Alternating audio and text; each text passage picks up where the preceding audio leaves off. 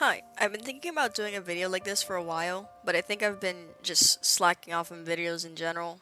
However, after some thought, I think I've finally managed to put this whole idea into a script, so yeah. Romance is one of my favorite genres. I think there's a lot of skill that goes into writing well-paced and believable relationships between characters. Most of the time, I'll be hyped to see how a romance plays out, but other times, it can kind of be the part that I'll dread the most.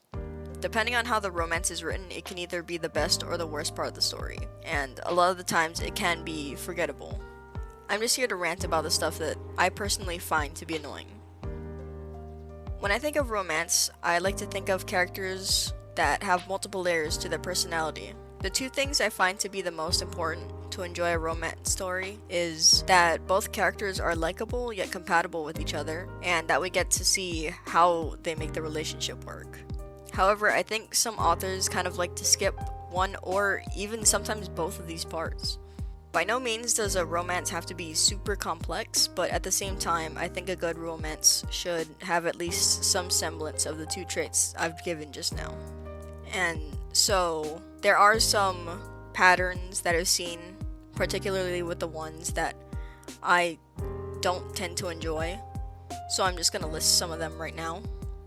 So the first trope or pattern that I'd like to talk about is the love at first sight trope, and this one can be kind of like a toss-up depending on how it's written, but from the stories I've encountered, this trope usually ends up falling flat. If done well, I think it could possibly make for a cute side plot, but really that's just it. That's kind of like the only place where I've ever seen it used before. This trope is usually present when the main character's parents talk about how they fell in love. Other times it's used for maybe a background character, maybe even a secondary character, but other than that, it's usually never used for the main character, most likely because this trope gives little to no time to let characters to get to know each other. Even if we're given time to see characters interact with each other, a few of the stories I've seen only focus on the budding romance, rather than the characters and who they are as people. Without getting a good idea of who they are, I feel like we lose a lot of potential connection between the characters and the audience. I think the whole idea of love at first sight kind of ties in with my next point, which is poor build-up. And poor build-up of romance is kind of self-explanatory, but I'm going to explain it anyway. I think there should be some time where the characters get to know each other before they start getting into anything serious. Somewhere between the time that they first meet to when they're on their first date, I feel is prime time for characters to get to know each other. Since going on a date doesn't necessarily mean that characters are already romantically involved. Granted, some characters are more risky than others, and this may cause the relationship to move along faster, but I don't think this should be used as an excuse to kind of skip over a character's relationship development. However, I believe some authors are just too eager to write cute fluff and end up skipping over crucial relationship development.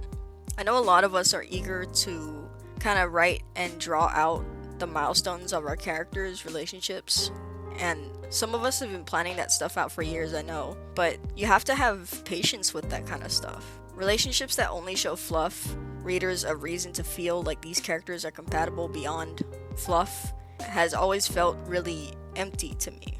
Like, for example, do they share any common interests? Do their personalities fit well together? Do they feel like they're romantically compatible?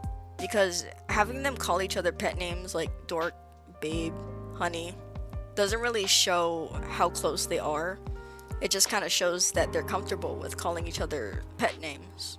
With stuff like this, I think you should just let them get to know each other. Moments of them doing little things such as chatting on the way home from work, getting lunch together, or just allowing them to be in each other's presence without moving things along too quickly will give the characters as well as the audience time to get familiar with the kind of people the story is going to be about. Skipping to the good stuff may feel satisfying in the moment, but it really doesn't hold up upon rereads. As for the last pattern I've noticed, I think this is the biggest issue that a lot of romances have. I've seen this come up time and time again, not only for just side characters, but also for the main characters as well. Either all the characters are very archetypal and one note, or they're just an audience surrogate for the readers to project onto. From my experience, both of these types of stories share the same problems, but the main difference is that some of them have this audience surrogate, like this blank slate character, and some just don't have that. The reason I say this is the biggest issue is because I believe that the driving force for a lot of romances tend to be the characters, and without interesting characters, I don't know if a romance really holds up well. Now, I'm not saying that all characters need to be very complex to make a good story, but they need to have some layers to them. Characters that are archetypal can be done well if a lot of time is put into making them likable and layered. But if nothing is done to make the character stand out from all the other characters that lie within this archetype, of course they're going to be bland and forgettable. Characters whose only personality trait is my one and only purpose is to love my significant other are sometimes very, very boring to read about. Sometimes it can even be irritating. As for the audience surrogate, if you're planning to write a great romance, I'd say stay away from this particular trope. Having blank slates for readers to project onto doesn't make for a very engaging story. Sure, there's an audience for this type of stuff, but in the long run, I think it's better for you to create characters that you are highly invested in writing about, rather than having a bland protagonist for the audience to project onto to lead the story. I think this trope is worsened even further when the character becomes unlikable, only able to push the story forward through making stupid decisions and hurting people in the process, most likely hurting their partner in the process. Characters like these often make me wonder why I should root for them in the first place.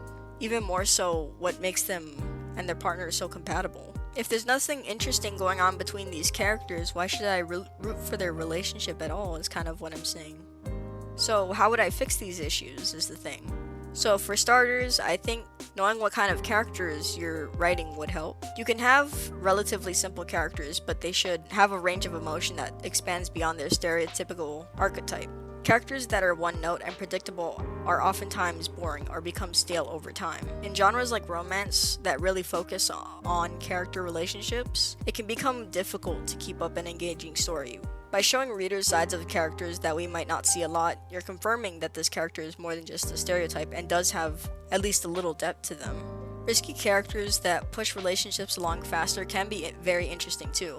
The stories I find myself the most engaged in with these characters shows that these risks don't work 100% of the time, and these failed risks can negatively impact or maybe even end the relationship for a certain amount of time.